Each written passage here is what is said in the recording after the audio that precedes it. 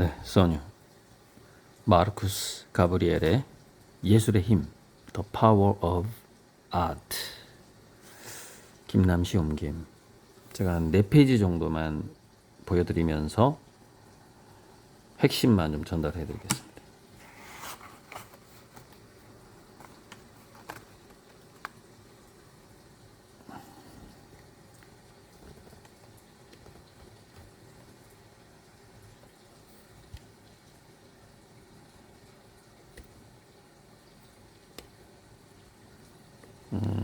다 보이시죠? 여기서 이 책 전체에서 이 전체를 정말 한 줄로 이해할 수 있는 줄이에요. 이게 행성들이 물질적 방식으로 존재한다면 수는 추상적 방식으로 존재하고 요정은 상상적 방식으로 존재한다. 이게 이제 신실제론, 새로운 실제론인데 존재론적 다원주의. 그러니까 세계 원을 생각해 보면 돼요. 물질적인 원이 있고 추상적인 원이 있고 상상적인 원이 있는데 그 세 가지의 원은 더 큰 의미장, 더 큰 허의 세계의 큰 원 안에 들어간다. 제가 예전에 이제 그 허라는 큰 원을 그린 다음에 그 안에다가 진선미를 그렸듯이 그걸 이렇게 이해를 하시면 되는데, 이제 이런 방식의 지식이나 개념을 정리하는 거를 온톨로지라고 해요. 그래서 그 온톨로지 내부에서 의미와 개념들이 토폴로지적으로 시멘틱하게 연결돼 있다, 이렇게 얘기를 하거든요. 그래서 온톨로지, 토폴로지, 시멘틱, 맥락이라고 하는 거예요. 토폴로지는 연결의 구조. 전에 제가 양자 컴퓨터의 새로운 방식, 토폴로지컬 큐비트 할 때 토폴로지가 나왔어요. 연결 방식과 조립 방식을 서로 구분하는 것, 이제 그게 토폴로지라고 볼 수가 있고, 그런 전체적인 존재들을 연구하는 것, 존재들의 차이를 연구하는 것, 그것을 온톨로지라고 한다, 이렇게 생각하시면 될 것 같고요. 자, 그래서 이제 이 부분이 좀 더 설명하는 건데, 여기서 이제 우리가 그 양자 철학, 양자 인문학적인 진술들이에요. 이게 뭐냐면 우리가 어차피 원자보다 작은 것들은 볼 수가 없고 그게 상상의 영역에 들어가 버린다라는 거예요. 신념의 영역으로 들어가 버린다, 미립자의 세계가. 자, 그런 얘기가 나옵니다. 업쿼크, 독일 연방공화국, 과거, 파우스트의 인물과 사건. 여기 보면 이게 그 업쿼크 하면 정말 있는 것이긴 하지만 우리가 확인할 수 없는 거예요. 어떤 나라의 이름도 그렇고 나의 과거라는 것도 다 추상적인 거죠. 상상적인 거고. 소설 속의 인물과 사건 또는 도덕적 사실, 우리가 그에 대해 참된 신념을 갖는 것이 가능한 대상 영역에 속한다. 업쿼크와 퀘이사라는 게 그 먼 우주에서 아마 블랙홀에서부터 튀어나오는, 블랙홀로 다 들어가는 게 아니라 블랙홀 내부에서 튀어나오는 게 있다. 뭐 이것도 누가 어떤 과학자가 예측해가지고 또 그걸 맞췄어요. 그게 아마 스티븐 호킹인가 그랬던 건데, 우리가 이거 지금 눈으로 퀘이사를 상상도는 보지만 직접 보지는 못한단 말이죠. 너무 거대한 것도 직접 볼 수가 없고 너무 작은 것도 직접 볼 수가 없는 거예요. 그래서 업커크와 퀘이사가 그에 대한 우리의 생각보다 더 정확하게 존재하고 있는 것은 아니고, 존재함에 있어 도덕적 혹은 미적 사실보다도 더 우월한 것도 아니며 그에 대한 우리의 생각을 참이나 거짓이게 하는데 더 적합한 것도 아니다. 도덕적 사실과 물리학적 사실 사이에 존재론적 격차는 없으며 참이 될 수 있는 도덕적 언명을 정식화하기 위해 전자가 어떤 식으로든 후자에 결부되어야 하는 것도 아니다. 그래서 이 신실조는 뭐냐면은 각각의 존재 방식에 대해서 위계를 어떤 것이 더 중요하거나 더 우위에 있거나 그렇게 생각하지 않는다라는 거거든요. 그냥 교집합이 있을 뿐인 거죠. 그래서 실제는 이 초한적인 의미장들이 겹쳐져 만들어지는 앙상블이다. 우리 자신 역시 그렇게 중첩되어 있는 의미장들 안에 존재한다. 요게 이제 가장 현대 철학인 거죠. 현대 철학이 양자 철학으로 지금 가고 있는 그 현장인 겁니다. 이게 지금 1980년생 인기 있는 철학자의 말이거든요. 자, 그리고 이제 저 뒤쪽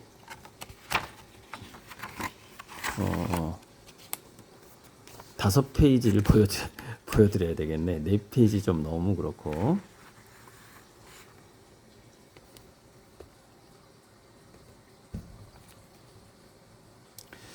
이거 좀 재밌었는데, 미적 경험은 일어나거나 일어나지 않는 것이다. 미적 경험이 일어난다면 그것은 예술작품 내부에서 일어나는 운동이다. 즉 미적 경험에는 관람자가 없다. 그러니까 이거는 주관적 인식론을 얘기하는 거거든요. 이런 거는. 그러니까 같은 그림을 봤는데 어떤 사람은 미적 경험을 하거나 또는 안 하거나 한다는 얘기예요. 그냥 그렇게 보시면 될 것 같고, 하단에 작품에 빨려 들어갈지 아닐지는 우리가 아닌 작품의 힘에 달려 있기에 이 부분이 상당히 중요한 것 같고, 그 각각의 작품마다 기와 힘이 다르다라고 제가 계속 얘기해 왔고, 그런데 마치 그 그림이 팔자가 있는 것처럼 최초의 어떤 결정되어지는 그 그림만의 싹수, DNA 같은 게 있는 것 같다. 그래서 화가가 어떻게 할 수 없는 그 작품만의 팔자가 있는데, 그래서 화가는 컨디션 좋을 때 그림을 그리려고 노력하는 거죠. 그날 따라서 이게 좀 다르게 나오는 측면이 있기 때문에 그런 이야기를 이제 쭉 이 책 내내 하는데, 그것을 이제 좀 더 압축적으로 표현하는 게 작품 그 자체만의 힘이 있다라는 거예요. 자, 그렇기에 우리는 예술 앞에서 자율적인 주체가 아니게 된다.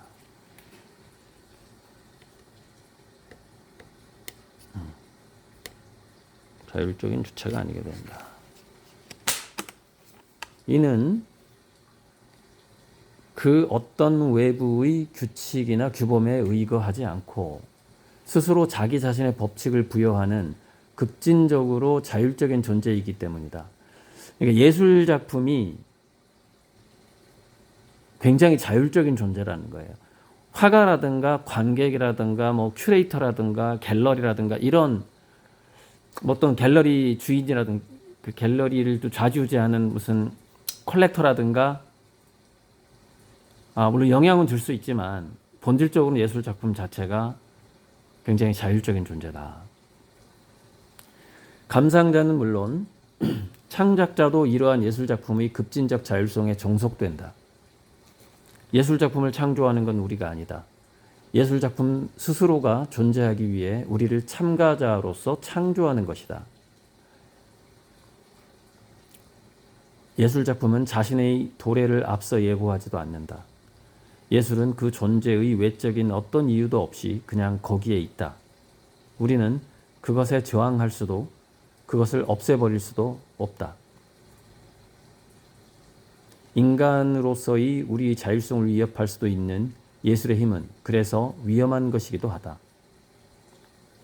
이게 한번 그러니까 우리 안에 내재되어 있는 그 예술성의 발현을 맛보기 시작하면 그것을 억누를 수 없는 거죠. 그러니까 한번 터져버린 댐처럼. 그래서 결국 이 예술의 영역이 성공의 확률이 거의 없음에도 불구하고 이것을 하는 사람이 이렇게 많은 이유는 어떤 사람은 그렇게 얘기합니다. 예술 활동을 하지 않으면 죽어버릴 것 같기 때문에 한다. 이렇게 얘기하고 또 정말 그런 마음이 있는 사람만 지속적으로 하게 된다. 이렇게 얘기를 하거든요. 그래서 이런 어떤 예술의 힘과 우리 아미고님들의 그 일상의 조화 같은 것을 앞으로도 계속 쭉 논의해야 될 부분이라고 생각을 해요. 그래서 이제 셜링과 가브리엘의 연결성이 좀 나오는데, 자, 예술 작품은 자신의 실현을 위해 인간을 자신 속으로 끌어들이는 절대자에 가깝다. 예술의 자율성은 우리의 호의 따위에 의한 게 아니다. 누구건 어떤 것을 승인하고 그것을 예술 작품으로 하는 것이 아니다. 예술가도 수용자도 큐레이터도 예술 시장도 나아가 그들 모두 어떤 것도 마법의 손가락을 가지고 있는 것이 아니다. 그렇기에 예술 작품은 절대자의 주변에서 숨을 쉰다. 이것이 독일 관념론의 영웅시대 예술 철학의 근본 이념이었다. 이 예술 철학이 이제 셜링의 예술 철학인 거죠. 마지막에 논의했던 게.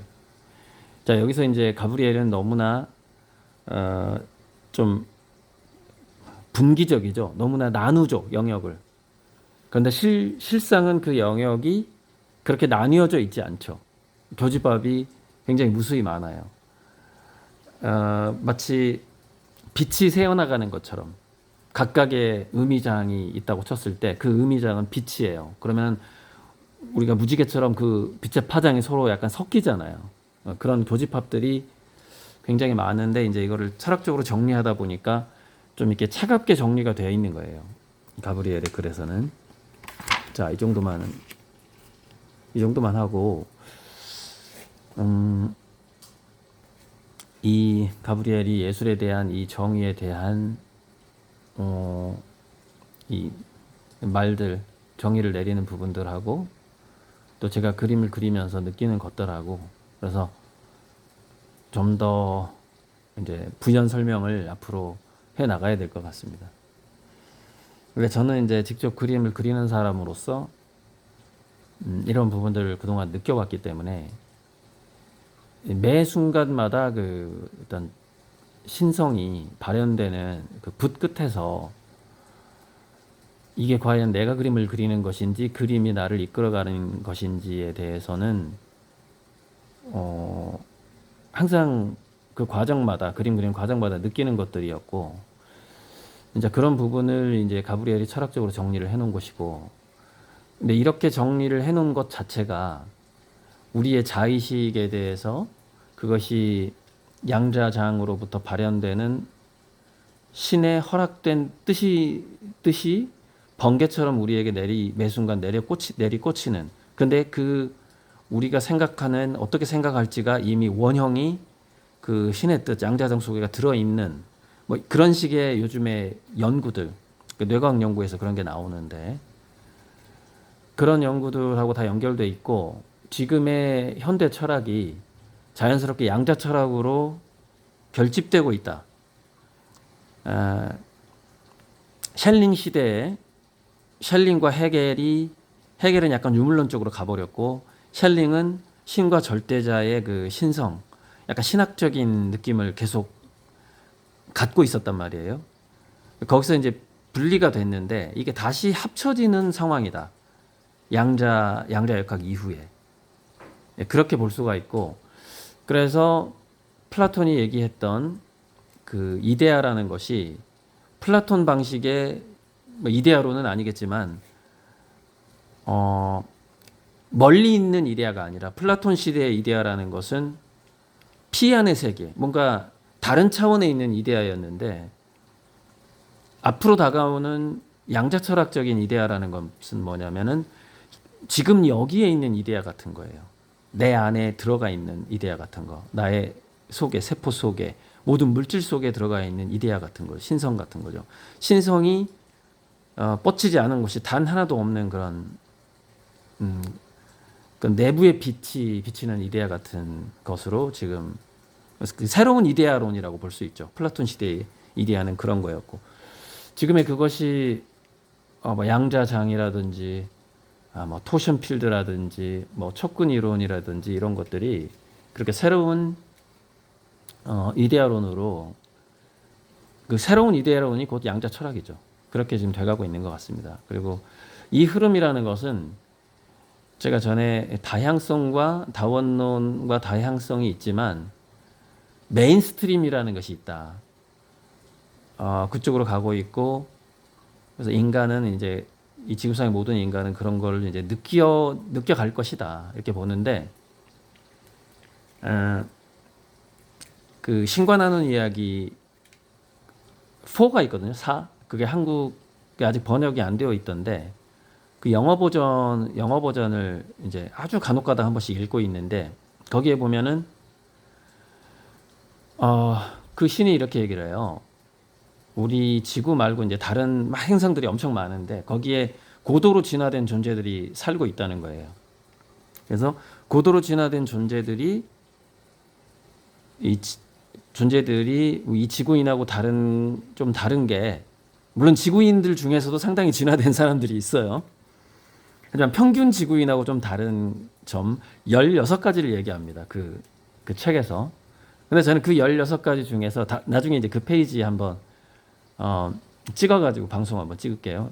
그 고도로 진화된 존재와 지구인 간의 16가지 차이는 무엇인가.